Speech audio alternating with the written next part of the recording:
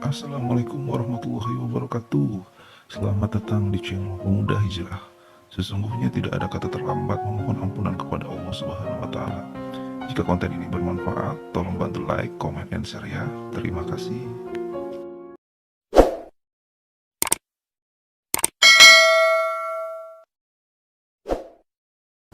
Ingat ya, Nabi pernah mengatakan, dan ini sering saya sampaikan bahkan dalam madrasah Imam Al-Bukhari di Kitabus Shaum, bahwa Nabi pernah menegaskan, rubba sha'imin laisa lahu min siyamihi illa al-ju' wal 'atash.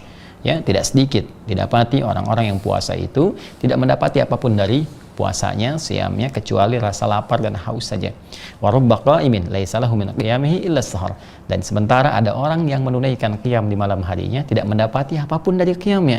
Tidak ampunan dari Allah, tidak juga pahala, tapi disayangkan hanya capek berdiri begadang saja. Baik, tentunya kita tidak mengharapkan hal demikian. Karena itu bagian pertama, seperti kita bahas di pertemuan lalu, ukuran benarnya puasa seseorang, maka di sini diwakili oleh kata as-siyam.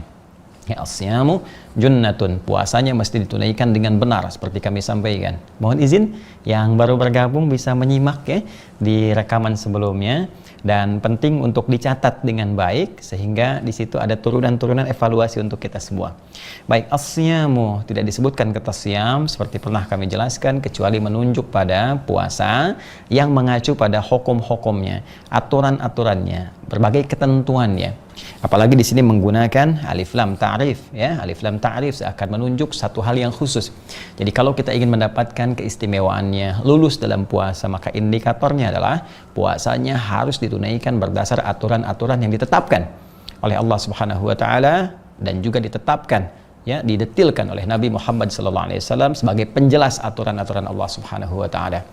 Maka kalau ini benar ditunaikan, junnatun, puasa yang kita tunaikan ini, yang dikerjakan dengan benar sesuai aturannya teman-teman sekalian, itu akan menghasilkan perisai yang tak tampak, perisai imajiner, langsung ya menyatu dengan jiwa kita. Karena setiap kali kita menunaikan ibadah dalam Ramadan itu membentuk karakter kebaikan, dan puncaknya takwa itu ya. Sedangkan takwa itu kan dua ya, bisa dilihat dari dua hal, dua pokok ya. Satu, menunaikan perintah Allah, yang kedua meninggalkan larangan Allah. Nah, menunaikan perintah Allah itu puncaknya adalah membentuk perisai ya, sehingga dengan perisai itu bisa mencegah kita berbuat maksiat. Saya ambil contoh misalnya amalan saat Ramadan dalam membentuk takwa, meningkatkan sholat. Sampai malamnya kita sholat tuh kan, yang biasanya hanya fardu bagi sebagian orang, sekarang kita coba maksimalkan menunaikan sholat sunnah. Tarawih kan sunnah, ya kan? Nafilah, sunnah hukumnya. Maka fungsi sholat seperti pernah saya sampaikan, tanha 'anil fahsya wal munkar, Quran surah ke-29 Al-Ankabut di ayat ke-45. Ya, sholat itu fungsinya mencegah perbuatan keji dan mungkar, dua sumber keburukan. Jadi kalau ada orang yang buruk lisannya, buruk pandangannya, buruk hatinya, itu patut diduga dari satu di antara dua ini atau keduanya. Imma nafsu dari ya, mohon maaf, syahwatnya yang disebut dengan fahsya, atau nafsu perut dan akal yang diingkari oleh hati disebut dengan mungkar. Dua ini saja. Nah, sholat mencegah itu. Ramadan kita tingkatkan pola sholat kita, kuantitasnya, kualitasnya, sehingga dengan itu membentuk satu suasana ruhiyah dalam diri kita yang semakin mendekatkan diri kepada Allah, karena dekatnya itu terjaga kita. Nah, saat terjaga itu muncullah kemudian perisai ya dalam diri kita yang mencegah kita berbuat maksiat. Dan di sisi lain meningkat amal kebaikan kita. Maksiat itu kan salah kan, lawannya taat, soleh. Taat, soleh, maksiat, salah. Jadi ketika salah satu turun, yang lain pasti naik. Nah, silakan kalau tidak percaya. Kalau yang baik naik, berarti yang buruknya turun kan. Artinya orang yang senang berkata baik, melihat yang baik, itu otomatis akan anti pada yang buruk. Nah, keadaan diri yang terjaga dalam kebaikan ini, yang secara otomatis terhindar dari keburukan, itu yang disebut junnah namanya. Seakan-akan tubuh kita itu punya perisainya yang menepikan segala hal-hal yang buruk. Jadi begitu mata misalnya ada pandangan yang tak baik, itu langsung dipalingkan. Ya, ghaddul basar itu. Wa qul lil mu'minina yaghuddu min absarihim. Quran surah ke-24 ayat 30 itu kan. Nah, katakan pada pria-pria beriman, dia memalingkan pandangannya. Nah, itu kecepatan berpaling itu kalau punya junnah, melihat satu yang kotor langsung berpaling. Ya. Nah, termasuk di YouTube nih ya, hati-hati nih. Ada tayangan-tayangan yang nggak bagus. Saya sering ada lihat ya, ada beberapa komentar, Ustadz itu kok iklannya gitu kan suatu yang kotor. Nah, ingat algoritma YouTube itu mengikuti kebiasaan. Jadi kalau kebiasaan Anda pernah mengklik sesuatu yang kotor, ya tampil lagi itu. Ya itu koreksi untuk kembali ke masing-masing. Tapi kalau kita biasanya klik yang baik-baik gitu kan, klik tentang Quran, klik tentang motivasi, tentang sedekah, tentang macam-macam, ya itu yang hadir itu, algoritmanya menyesuaikan, ya. Baik, bahkan nanti bisa ikut ke handphonenya loh, hati-hati loh ya. Ikut ke handphonenya, dari apa yang sering kita akses, kita buka itu sering nanti muncul di beranda kita dan sebagainya. Nah, kalau punya junnah itu kita terarahkan pada yang baik. Walaupun ada pancingan-pancingan yang kotor, kita tidak akan mengikutinya. Itulah junnah.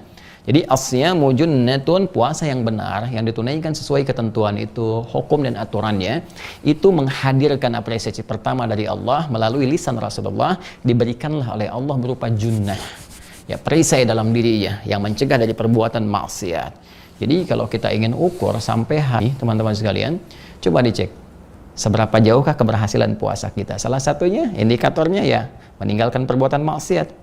Sedang nggak senang, mencela, senang berselisih, gitu kan? Berprasangka yang buruk, istighfar, astagfirullah, astagfirullah, Allahumma innaka afuwun tuhibbul afwa fa'fu anna, gitu kan? Minta ampun kepada Allah, istighfar la ilaha illa anta subhanaka inni kuntu minadh dhalimin. Kemudian dampak dari situ karena yang maksiat itu tinggal, maka yang taatnya itu muncul. Maka tertariklah kebiasaan kita untuk meningkatkan amal saleh. Ya, ngajinya bertambah gitu kan, senang berbuat baik dalam segala aspek yang bisa kita lakukan, baik fisikal ataupun material ya. Secara fisik sholatnya meningkat, baca Quran, secara materi rajin sedekah dan sebagainya. Itu otomatis. Nah, untuk mengecek itu Nabi meneruskan ya, perhatikan terusannya yang kita bisa bacakan di sini, fala yarfuth. Maka kalau Anda ingin melatih itu semua untuk mendapatkan perisai puasa benar, aturan yang pertama, tinggalkan segala hal yang merusak. Ya, merusak. Hal-hal yang bisa mendorong kita berbuat maksiat, tak sadar kita berbuat salah, mengurangi nilai puasa kita. Pertama, rafath. Ya, rafath itu kata-kata yang kotor. Ya, bentuknya bisa jorok gitu ya. Hal yang terkait dengan erotis misalnya dan semacamnya, ya, pornografi, porno aksi dan sejenisnya. Bisa juga dia masuk pada segala yang bentuk yang kotor, ya, celaan kan kotor gitu kan. Keluar kata-kata kebun binatang, kata-kata yang tak pantas dan sebagainya. Masuk ke situ. Ya, walaupun dalam keseharian lebih diasosiasikan kepada hal-hal yang sifatnya jorok, erotis dan sebagainya, gitu ya. Ada konteks rafath yang positif. Ya, contohnya misalnya apa? Di Al-Baqarah ayat 187. Ya, uhilla lakum lailatas siyami rafathu ila nisaikum. Ya, uhilla lakum lailatas siyami rafathu ila nisaikum. Boleh di malam puasa itu jikalau kemudian suami istri pengen bercumbu ya, antara suami dengan istrinya, kemudian saling merayu di situ. Itu diperkenankan malam harinya. Ayat ini turun untuk membatalkan dugaan sebagian orang yang melihat pada kebiasaan orang sebelum masa Islam. Sebelum Nabi SAW diutus, ada orang biasa puasa, menyimpulkan, kesimpulannya kita ingin tingkatkan lagi kekuatan kita sehingga malam pun ikut puasa juga. Maka itu isunya menyebar di lingkungan Nabi, ya, tersebar di lingkungan para sahabat Nabi SAW. Maka ketika tersebar 1-2 pembicaraan, sampai berita kepada Nabi, turunlah ayat ini. Tidak benar, puasa itu siang harinya. Malam itu tingkatkan ibadah berupa qiyamnya. Kalaupun ada hubungan suami istri, ingin bercumbu rayu dan sebagainya, diperkenankan. Dan dalam cumbu rayu kadang-kadang keluar rafath kan, maka itu diperkenankan. Sama dengan iri hati, dengki, itu nggak boleh, dilarang, kecuali pada 2 hal. La hasada illa fitnatain. Tidak ada iri hati, dengki kecuali pada 2 hal. Ya, rajulun atahullahul Quran, yaitu seorang yang diberikan anugerah oleh Allah Quran atau ilmu, kemudian dia mempraktikkan bacaannya siang dan malam. Wa rajulun atahullahul mal. Ya, kemudian yang kedua, Allah berikan kelapangan harta pada seseorang, kemudian fayunfiquhu, maka dia menginfakkan harta itu di jalan Allah siang dan malamnya. Jadi ini perbuatan ini boleh, ya, kita merasa cemburu. Nah, ini hasad boleh dan namanya pun dirubah menjadi ghibthah. Ghibthah, hasad yang positif, yaitu kecemburuan yang positif. Di luar itu nggak boleh, kecemburuan untuk supaya orang lain nikmatnya hilang. Ya, cemburu pada mobilnya, bagaimana supaya mobilnya rusak, nah, itu nggak boleh. Ya, demikian di sini fala yarfuth, dalam konteks yang negatif jangan dilakukan rafath, kata-kata yang kotor. Ya, mohon maaf sekali saat masih puasa kok sibuk berselisih. Ya, sibuk berprasangka buruk, sibuk bikin hoax. Hati-hati nih ya, hati-hati. Saya sering baca berita, ya, berita-berita di online misalnya, baik media cetak, elektronik ya, khususnya kita lihat tiap hari kok tampilannya ada aja ya. yang berselisih, ya padahal sedang puasa loh, hati-hati, ya kan? Kemudian ya saling balas, saling ini, saling itu, apapun profesinya. Ya mohon maaf misalnya mau kita di aktivitas biasa, apakah mungkin di politisi misalnya, ya di diplomasi, di birokrasi, antar elit dan sebagainya. Ingat kalau puasa itu mesti dijaga. Ya, karena puasa itu positif sifatnya. Ya, puasa itu konstruktif, membangun, mengeluarkan karakter-karakter kebaikan. Maka ditahan. Ditahan ya, itu bisa merusak. Nanti junnahnya malah kosong. Nah, jadi ini bagian pertama. Ingat kalau itu disampaikan pasti terjadi. Pasti terjadi, akan didapati suasana saat puasa terpancing kita ya untuk saling berkata yang tidak baik. Ya puncaknya mungkin ada hoax, ada macam-macam dan sebagainya gitu ya. Sama persis seperti ayat haji ya. Ayat haji itu menyandingkan salah satunya kemungkinan perbuatan rafath. Itu di Al-Baqarah ayat 197. Al-hajju asyhurum ma'lumat faman farada fihinna al-hajja fala rafatha. Ya, maka siapa yang sudah memantapkan dirinya untuk siap berangkat haji, maka hati-hati. Kata Allah, jangan sampai saat haji itu terjadi rafath. Artinya apa? Kalau Allah sampaikan itu, ada potensi-potensi untuk berkata itu. Ya, saat tawaf tiba-tiba keinjak keluar kata-kata kotor, memaki, bis sholawat misalnya telat datang, tiba-tiba marah-marah ini dan sebagainya, itu rafath. Ya, itu rafath. Nah, saat puasa dilatih kita.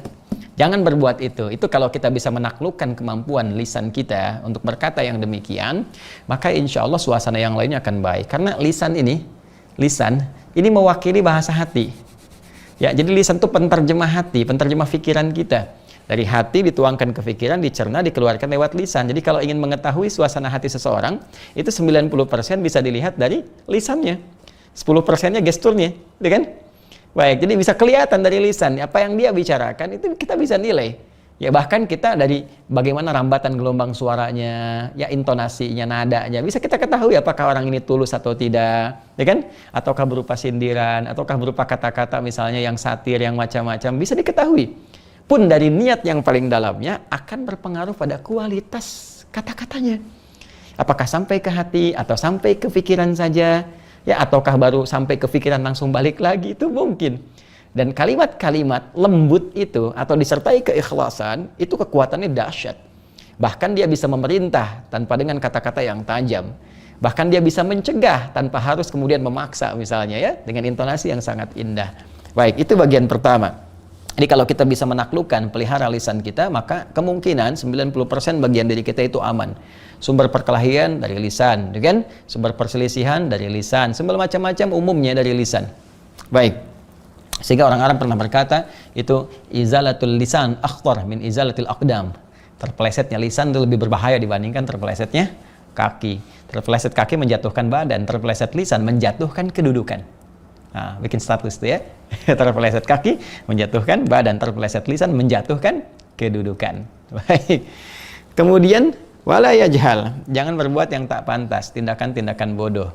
Ya, jahalah itu pernah saya sampaikan, kadang-kadang ada yang melahirkan dosa, ada yang tidak melahirkan dosa, tapi berpotensi orang lain menjadi berdosa.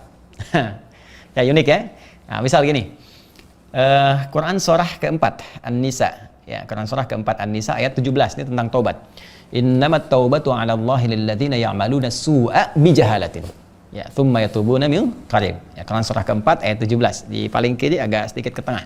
Ya, innamat taubatu, sungguh taubat yang diterima oleh Allah Subhanahu wa taala itu, ya, adalah taubat 'ala Allahi lilladzina ya'maluna su'a bijahalatin. Orang-orang yang berbuat satu keburukan, salah, dosa bijahalah, karena awalnya perbuatan-perbuatan yang tidak pantas. Nah, ini jahalah di sini perbuatan yang ya tidak pantas yang melahirkan dosa.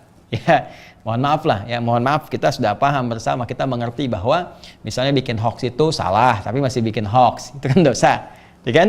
Kemudian ya mencela gitu kan, pada yang tidak pada tempatnya, ya itu kan sudah tahu salah tapi dikerjakan juga. Nah, itu jahalah namanya. Mirip es batu ditiupin, ya kan? Ya udah tahu dia udah ada asap jadi tiupin juga, udah tahu dingin. Itu kurang lebih seperti itulah, ya. Tapi ada perbuatan yang secara langsung sih tidak berdosa, tapi menyebabkan orang lain bisa berdosa. Ya contoh lah ya, sering saya katakan, Anda usia 50 tahun, tinggal di sebuah komplek. Anda keliling komplek Anda waktu Ramadan lagi, ya pakai sepeda cucu Anda yang 5 tahun. Ya dosa sih enggak Joni, gitu. Cuma perbuatan itu menjadikan orang-orang terpancing dosa. Akhirnya begitu melihat Anda muncul komen, ya kan? Apalagi sekarang eranya media sosial, begitu di komen, kemudian di share, ada like, ada dislike, ada macam-macam, ya muncullah kemudian orang diskusi di situ. Kenapa si fulan begini, kenapa begitu, oh pantas dia begini, nah itu dia. Oh ujungnya apa? Oh nggak nyangka ya, tuh nyangka. Ketika seorang berkata tidak nyangka, dia sedang nyangka. Ya kan? Baik, nah itu diantaranya, itu jahalah. Maka Nabi mengatakan, latih perbuatan Anda dalam puasa ini supaya tidak berbuat jahalah. Jadi kalau orang sudah terbiasa mengondisikan dirinya mencegah perbuatan jahalah yang menurunkan muru'ah, kehormatan kita, maka langkah selanjutnya pasti akan tertahan. Awalnya kan jahalah, ya perbuatan yang tidak ada nilainya, selanjutnya yang mengandung dosa. Jadi kalau kita pada step pertama sudah bisa menghentikan, maka perbuatan dosa bisa kita tahan. Jelas ya? Nah, wa in imru'un qatalahu aw syatamahu. Kemudian jika pun ini rumus cepat dari Nabi. Ada pancingan-pancingan lagi, nanti ada provokasi kata Nabi saat puasa. Kadang-kadang ada provokasi membuat kita itu terpancing untuk berselisih. Wa in imru'un qatalahu, ingin mengajak berselisih, bertikai. Aw syatamahu minimal, ya mohon maaf, balas pembicaraan. Saling berbalas, saling sindir, saling mencaci, saling mencela. Satu nyebut A, yang kedua nyebut B dan sebagainya. Itu kalau Nabi sebutkan pasti terjadi lah. Ya pasti terjadi. Maka orang yang puasa, jika dia ingin mendapatkan junnah dan sempurna puasanya, maka kata Nabi, "Falyaqul inni shaim." Katakan saya sedang puasa. Ya. Nah, ini bisa dua sisi. Bisa pada orang yang mengajak kemudian memancing, memprovokasi sebagai peringatan bagi dia untuk mengingatkan bahwa ini suasana sedang suasana puasa. Kita bisa katakan ini suasana puasa, ya. Nah, ini suasana puasa dengan bahasa kita kan. Jadi kalau ada yang mancing-mancing begini-begini, Anda ingatkan Anda, bertakwalah kepada Allah, ini sedang puasa. Ini Ramadan. Ya, bisa seperti itu. Bisa yang kedua, ya itu kepada diri kita. Kalau orangnya memang sudah ya nggak punya batas dalam nilai kebaikan lah. Ya dalam arti mohon maaf, dalam arti bukan artinya kebaik-baik banget, nggak, terhambat untuk menjadi baik. Sehingga kita katakan ingatkan begitu pun balik marah. Ya ini sedang Ramadan, ya nggak pantas lah kita sedang puasa. Emang kenapa? Soleh kamu gini. Nah kalau sudah kondisi yang begitu, katakannya pada diri kita, ya pada jiwa kita. Saya sedang puasa, nggak boleh balas. Saya sedang puasa, kita doakan ya Allah bukakan pintu hati baginya, lembutkan jiwanya ya Allah, damaikan keadaan hatinya, ya baikkan lisannya. Sudah cukup, ya cukup. Setelah itu kita diam dalam sesuatu perdebatan, walaupun kita unggul di dalamnya, itu tetap menjadikan kita mendapatkan apresiasi dari Allah Subhanahu Wa Taala. Punya nilai di hadapan Allah. Wal kadhiminal ghaidha. Orang-orang yang sanggup menahan amarah disediakan surga seluas langit dan bumi. Bahkan dalam salah satu riwayat disediakan satu istana di antara taman-taman surga. Ya, ada yang mengatakan di tepian surga. Ada yang berkata, Ustadz kok di tepian? Ya biarin aja, yang penting dapat istana daripada enggak sama sekali ya di surga. Ya kan? Baik, Masya Allah. Teruskan. Ya marwataini walladzi nafsi biyadihi. Nah, demi Allah yang menggenggam jiwaku. Masya Allah, ini saya sering katakan Rasulullah itu kalau berkata sebetulnya tidak harus bersumpah, karena beliau itu semua tutur katanya adalah terbimbing oleh firman Allah Subhanahu Wa Taala, wahyu dari Allah Subhanahu Wa Taala, petunjuk dari Allah. Wa ma yantiqu 'anil hawa in huwa illa wahyu yuha. Dan beliau tidak bertutur dari nafsunya, tapi semua bimbingan dari Allah Subhanahu wa Ta'ala. Karena itu kalau ada dalam pembicaraan Nabi disampaikan informasi dan disertai dengan sumpah, apalagi mempertaruhkan jiwanya. Walladzi nafsi biyadi, demi Allah yang menggenggam jiwaku, demi jiwaku yang digenggam oleh Allah Subhanahu wa Ta'ala. Nabi sampai mempertaruhkan keadaan jiwanya untuk bersumpah. Ini menunjukkan sesuatu yang sangat penting. Ya, sesuatu yang sangat penting. Kata Nabi, la khulufu fa bis-shaimi atyabu 'indallahi ta'ala min rihil miski. Di riwayat lain, atyabu 'indallahi yaumal qiyamati min rihil miski. Orang-orang yang mampu mengerjakan seperti yang tadi, dia jaga lisannya dari perbuatan rafas, menjaga dirinya, menjaga keadaan dirinya supaya tidak terpancing dalam keburukan. Itu oleh Allah diberikan satu kemuliaan. Ya, di antara tandanya orang yang berhasil ini, jadi nanti saat hisab, saat kiamat, kita akan ketahui ahli ini. Ahli puasa yang nanti kelak, nanti kita akan dapati hadisnya juga, mendapatkan anugerah masuk surga dari Babur Rayyan, pintu Ar-Rayyan. Dan tanda-tandanya di antara mereka adalah bisa kelihatan keluar bau harum ya di mulutnya. Demi Allah yang menggenggam jiwaku, kata Nabi Muhammad SAW, la khulufu famis saimi, sungguh bau mulut ya orang yang puasa itu, yang benar puasanya, yang seperti tadi disebutkan, bukan menahan lapar dan haus saja, kan? Tapi bagaimana mengontrol dirinya, mengontrol lisannya, mengontrol keadaannya, menjauhi pancingan provokasi. Orang-orang seperti ini diberikan tanda oleh Allah. Di antara tanda utamanya keluar bau harum semerbak di lisannya lebih daripada bau harum kasturi. Ya, kasturi itu yang paling tinggi tingkat harumnya. Rihal miski itu khitamuhu misk wa fi dzalika falyatanafasil mutanafisun, ya kan? Khitamuhu misk ini sudah jadi ungkapan dalam Al-Qur'an dan diambil di kalangan masyarakat orang Arab. Bagaimana akhir kehidupan yang semerbak, yang wangi dan sebagainya. Itu sebagai kata kiasan. Nah, ada orang yang diapresiasi oleh Allah jadikan lisannya itu mengharumkan, melahirkan bau harum yang semerbak. Ya, bau harum yang mewangi itu, Masya Allah, sangat luar biasa. Dan jangan salah memahami ini ya. Nah, yang salah memahami, dulu ada anak SD ya, satu cerita gambaran gitu kan, sampai rumah nggak mau sikat gigi, nggak mau apa kan, sampai bau mulutnya itu luar biasa lah kalau bicara. Habis sahur makan jengkol, kemudian malamnya buka makan pete dan sebagainya. Ibunya tanya, kenapa kamu nggak sikat gigi, baunya kan aneh ini. Mama, di sekolah diajarkan bau mulut orang puasa itu lebih wangi ya, di hadapan Allah dibandingkan dengan minyak kasturi. Nah, bukan berarti nggak ini ya, bukan berarti harus bau gitu. Itu cara bacanya juga penting ya. Mungkin kita bisa katakan ya, harumnya apa namanya, lisan atau mulut orang yang berpuasa itu yang diapresiasi. Jadi bau yang dimaksudkan di sini bukan bau yang nggak jelas ya, yang dimaksud harum ya, harum, indah, semerbak seperti kita pakai minyak wangi. Ini adalah pertama bentuk majas saat di dunia, majas kiasan saat di dunia, yaitu apa?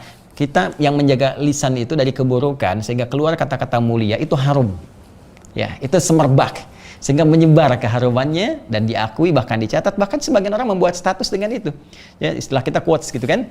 Nah, di akhirat majazi itu menjadi hakiki, dijadikan oleh Allah nilai kebaikan itu. Ada sebagian hamba yang memang diistimewakan dengan keadaan harum ini ya. Saya ambil contoh, misalnya saya di kesempatan Jumat lalu saya sampaikan di khutbah Jumat dan mungkin di Adinet Official juga ditayangkan kembali. Ada Imam Nafi' Al-Madani gitu ya. Imam Nafi' Al-Madani ini punya dua nanti yang meneruskan qiraat beliau, yaitu Imam Warash dan Qalun. Imam Warash dan Qalun, itu Qalun sekarang dibacakan di Tripoli, ada di Libya gitu kan. Warash misalnya di Mesir dan sebagian Afrika. Nah, itu teman-teman sekalian, Imam Nafi' ini punya keunggulan. Walaupun pendengaran beliau nggak terlampau sempurna, tapi beliau ini Masya Allah, ini ahli Quran, bisa membenarkan dan melihat kesalahan seorang pembaca Quran dari gerakan bibirnya saja. Dan setiap beliau bicara itu mengeluarkan bau harum ya, di lisan beliau yang mulia ya, di mulutnya keluar bau harum, kebaikan-kebaikan. Itu karena barokah Al-Quran ya, barokah Al-Quran. Dan ya, majasi ini yang paling banyak, majasi yang paling banyak, artinya ahli Quran itu bisa dilihat lah, kata-katanya lembut, baik gitu kan. Kita bisa saksikan banyak orang-orang ahli Quran dan keluar bagaimana kata-kata yang sangat mulia dari mereka.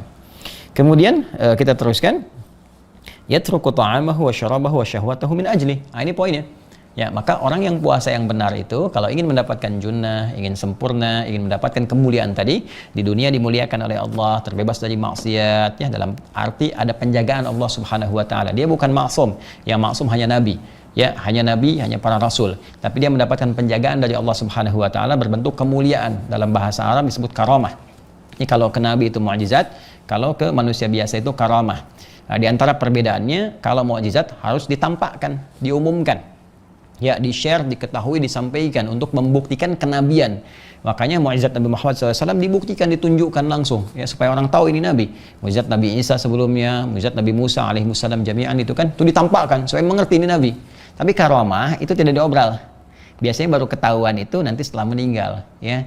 Baru nampak sebagian-sebagian lah, tapi orangnya nggak ngaku-ngaku ya, nggak pasang pelang misalnya punya karomah, punya ini, tidak. Dia biasa saja, tapi ada kemuliaan melekat pada dirinya. Dan banyak karomah itu ya, karomah di wajah, karomah di perilaku, karomah di sikap, karomah di ilmu, macam-macam. Tidak digambarkan dalam bentuk yang sifatnya mohon maaf mendekati magis oleh sementara orang gitu kan, nyebrang sungai ya, kemudian bisa terbang, bisa macam-macam. Nah, itu hal-hal yang mungkin ada tapi mungkin jauh gitu kan, jauh. Tapi orang lupa bahwa ilmu itu kalau Allah berikan kemuliaan menjadi karamah ya. Ingat ya, adab kalau Allah berikan kemuliaan menjadi karamah ya. Jadi adab, ilmu, akhlak dan semacamnya itu kemuliaan. Bahkan pada harta ada karamah, ada kemuliaan. Pada ilmu ada kemuliaan. Pada fisik, tenaga ada kemuliaan, jika semua itu diarahkan pada hal-hal kebaikan yang diridhoi Allah Subhanahu wa taala. Nah, orang-orang puasa ini ya, kalau puasanya benar maka dia meninggalkan syahwatnya ya, syahwat dalam konteks hal-hal yang jelek, yang buruk ya. Bahkan dalam i'tikaf dia tinggalkan dulu hubungan dengan istrinya atau suaminya dan seterusnya. Kemudian dia coba tahan makannya ya, dia tahan kemudian minumnya secukupnya untuk mendekatkan diri kepada Allah. Dan konsepsi puasa itu makan minum yang cukup yang menjadikan kita kemudian terbawa untuk semangat menunaikan ibadah, aktivitasnya dinilai sebagai ibadah. Ini kalau kita tarik menjadi karakter dalam kehidupan, maka Masya Allah, hidup kita tertata, nggak berlebihan makan, nggak berlebihan minum, ya semua cukup, ibadah nyaman, kan gini kan? Coba lihat, buka kan cukup, ya minum cukup. Awal-awal kan semua pengen dikoleksi, ya pengen jus, pengen ini, pengen itu, toh yang diminum teh manis juga, ya kan dengan gorengan, ya ada kurma, alhamdulillah. Setelah itu buka, makan, selesai kan? Ya kenapa setiba kemudian pasca Ramadan berubah lagi? Ya, terus seakan-akan pengen membalas yang Ramadan. Jadi kumpulkan semua ini, ada pertanda yang kurang tepat, ya. Oke. Lanjutkan, bismillah. Kemudian asyamu li wa ana ajzi bihi. Nah, ini keistimewaannya. Kalau orang benar puasanya, ya, seperti yang tadi disampaikan, maka penilaiannya akan langsung dari Allah. Beda dengan amalan biasa. Ramadan itu beda. Jadi kalau kita sholat di hari-hari biasa, itu kan bukan di suasana Ramadan, ya, baca Quran dan sebagainya, dicatat pahalanya. Malaikat mencatat, nanti catatan itu dikumpulkan, ditunjukkan saat yaumul hisab. Faman ya'mal mithqala dzarratin khairan yarah, ya. Yang baik akan ditampakkan, demikian yang buruk pula. Setiap satu kebaikan diberikan 10 nilainya. Ya, Quran surah ke-6 ayat 160. Man jaa'a bil hasanati falahu asyru amsalihha. Siapa yang mengerjakan satu kebaikan dapat 10 nilai kemuliaannya. Tapi puasa tidak. Ya, asyamu li, puasa yang ditunaikan untuk Allah Subhanahu wa taala, wa ana ajzi bihi. Allah yang langsung memberikan ukuran pahalanya. Ya, kalau Allah sudah berikan ukuran, ya bisa nggak terbatas. Paling minimal ya standarnya wal hasanatu bi asyri amsalihha. Setiap kebaikan 10 kali lipat, yang standar, yang biasa. Jadi kalau dapat segitu, itu dapat yang paling rendah. Ya, karena kalau Allah sudah berikan tanpa ukuran, semakin kita ikhlas, semakin tunaikan karena Allah, maka dapatlah kemudian limpahan-limpahan yang sangat luar biasa. Nah, ini adalah hadis yang keempat yang kita dapati, dan hadis pendukung pada bab tentang keutamaan puasa. Secara singkat, kalau puasa yang ditunaikan dengan baik, sesuai aturan, sesuai hukum-hukumnya, kan sesuai ketentuannya, maka pertama Allah apresiasi dengan memberikan satu perisai dalam dirinya sehingga tercegah dari perbuatan maksiat. Kemudian juga Allah jadikan keadaan dirinya menjadi lebih terhormat, ya. Lisan tertata, keadaan diri tertata, sehingga dengan itu mendapatkan apresiasi, semerbak wanginya di dunia, dan mendapatkan bau harum lebih harum dari kasturi saat kembali kepada Allah di akhirat. Dan lebih daripada itu akan dilipat gandakan pahalanya langsung dari Allah Subhanahu wa taala, sehingga terkumpul segala bentuk kemuliaan pada dirinya.